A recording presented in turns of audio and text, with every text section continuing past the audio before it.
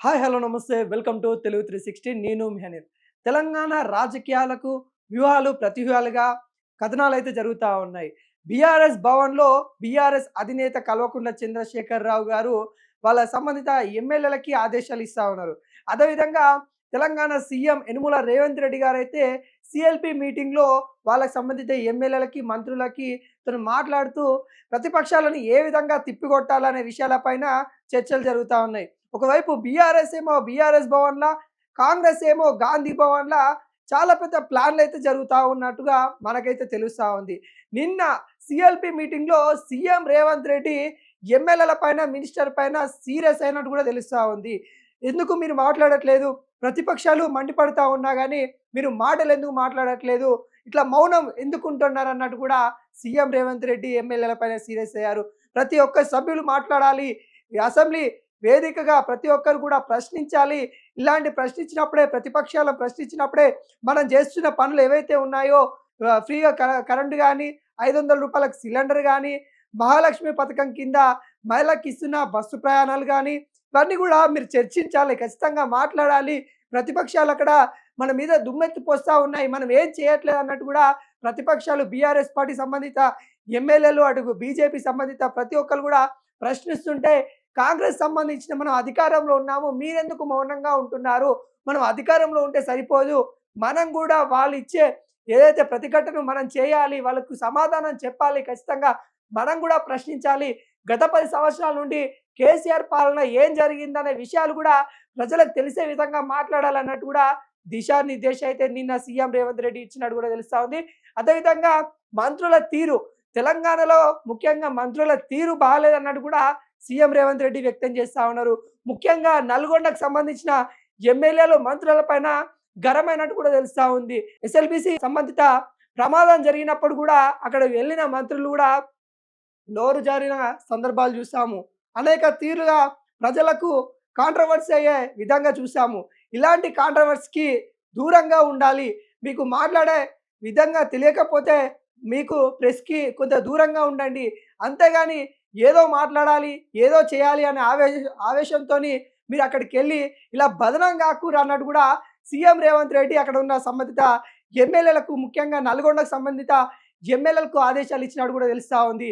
BRS party అనుక్షణము social media వేదిక కావచ్చు, వాళ్ళ యొక్క ప్లాట్‌ఫారమ్‌లో కావచ్చు, వివిధ ప్లాట్‌ఫారమ్‌లో కాంగ్రెస్ పార్టీ ప్రతి ఒక్క విషయాన్ని కూడా అండగడతా ఉంది. దానికి సమాధానము మనం చెప్పాలి. ప్రతి ఒక్కళ్ళు కూడా సైనికుల వల్లే పనిచేయాలన్నట్టు కూడా సీఎం రేవంత్ రెడ్డి ఎమ్మెల్యేలకు చెప్తా ఉన్న సందర్భం కనబడతా ఉంది. మనం ఇప్పటికే సంక్షేమ దిశలో వెళ్తా ఉన్నాము. సంక్షేమ కార్యక్రమాలు చేస్తా ఉన్నాము. ఇలాంటి పథకాలన్నీ కూడా ప్రజలకి తెలియాలి అంటే మీరు మాట్లాడాలి అన్నట్టు కూడా ఆదేశాలు ఇచ్చారు. ఇప్పటికే కొత్తగా ఎన్నికైన వాళ్ళు చాలామంది ఉన్నారు ఎమ్మెల్యేలుగా. వాళ్ళకు కూడా ఏ విధంగా ప్రశ్నించాలి, ఏ విధంగా మాట్లాడాలి అనే విధంగా దిశానిర్దేశ నిన్న సీఎం రేవంత్ రెడ్డి చెప్పినట్టు కూడా తెలుస్తా ఉంది. అదేవిధంగా కేసీఆర్ గారు బీఆర్ఎస్ భవన్‌లో కూడా తను మాట్లాడుతూ అంటే అసెంబ్లీ స్టార్ట్ కాకంటే ఒకరోజు ముందే ఏ విధంగా ప్రశ్నించాలి, రేవంత్ రెడ్డి తీరు ఏ విధంగా ఉంది, ఇక ఒకరోజే వస్తానో, 2 రోజులు వస్తానో, నేనైతే అసెంబ్లీకి వచ్చేది ఉంటే వస్తాను. ఒకవేళ నేను రాకున్నా గానీ మీరు ఏ విధంగా ప్రశ్నించాలనే విషయాలు మాజీ సీఎం కేసీఆర్ గారైతే మాటలని కూడా తెలుస్తా ఉంది. అంటే ఒకవైపు బీఆర్ఎస్ వ్యూహాలు, దానికి అనుకూలంగా కాంగ్రెస్ ప్రతివ్యూహాలుతోని తెలంగాణ రాజకీయ భిన్న కోణంలో నడుస్తా ఉంది అనే విధంగా ఇప్పుడు చర్చనీయంగా జరుగుతా ఉంది. రాజకీయ వర్గాలలో ఇప్పుడు జరగబోయే అసెంబ్లీ సెషన్ ఏదైతే ఉందో చర్చనీయంగా కనిపిస్తా ఉంది. ఎందుకంటే గతంలో చూసాము కేసీఆర్ ఫామ్ హౌస్ నుండి బయటికి రాకుండానే అక్కడ నుండే దిశానిర్దేశం ఇచ్చారు. కానీ ఇప్పుడు బయటికొచ్చి మరి చెప్తున్న సందర్భం అయితే కనబడతా ఉంది. బయటికొచ్చి సీఎం రేవంత్ రెడ్డి తీరును అండగట్టాలి అన్నట్టు కూడా ప్రశ్నిస్తున్న తరుణం కనబడతా ఉంది. మరి అసెంబ్లీ వేదికగా మరి బడ్జెట్ సెషన్ ఏదైతే ఉంటుందో వ్యూహాలు, ప్రతివ్యూహాలతోని మరి రచ్చరచ్చ ఉండబోతా ఉంది అనే విధంగా మనకైతే తెలుస్తా ఉంది. అదేవిధంగా ఇక బీజేపీ కూడా తగ్గేదేలే అన్నట్టు కూడా ఈ 2 పార్టీల మధ్యలో కూడా మరి బీజేపీ కూడా వస్తూ ఉంది. ఎందుకంటే నిన్న మనం చూసాం అసెంబ్లీ వేదికగా బీఆర్ఎస్ ఏమో కాంగ్రెస్ తీరు బాలేదు, గవర్నర్ ప్రసంగం బాలేదు అనే విషయాలు బీఆర్ఎస్ చెప్తా ఉంది. కాంగ్రెస్ ఏమో మేము చేస్తా ఉన్నాము, మేము ఇచ్చిన 6 గ్యారెంటీలు చేయడానికి సంక్షేమ దిశగా వెళ్తా ఉన్నాం అన్నట్టు కూడా కాంగ్రెస్ చెప్తా ఉంది.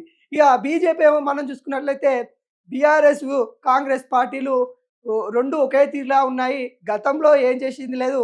ఇప్పుడు కూడా వీళ్ళు ఒరగబెట్టేది ఏం లేదు అన్నట్టుగా బీజేపీ తెలుస్తా ఉంది. 3 పార్టీలతో తెలంగాణ అసెంబ్లీ అనేది కూడా మారుమోగపోతా ఉంది. వ్యూహాలకి ప్రతివ్యూహాలుగా మరి నడుస్తా ఉన్నాయి. మరి అసెంబ్లీ సెషన్ ఏ విధంగా ఉండబోతుందనేది కూడా మనమైతే ముందు ముందు చూడబోవాలి.